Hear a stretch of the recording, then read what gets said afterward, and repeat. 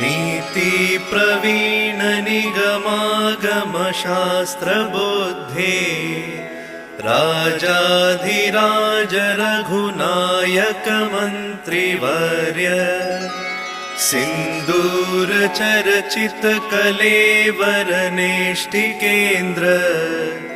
श्रीरामदूत हनुमन् हर संकटं मे सीता निमित्त जरधूतम भूरि कष्ट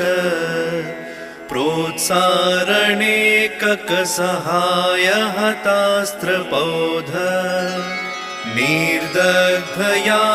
पतिहातक राजधाने श्रीरामदूत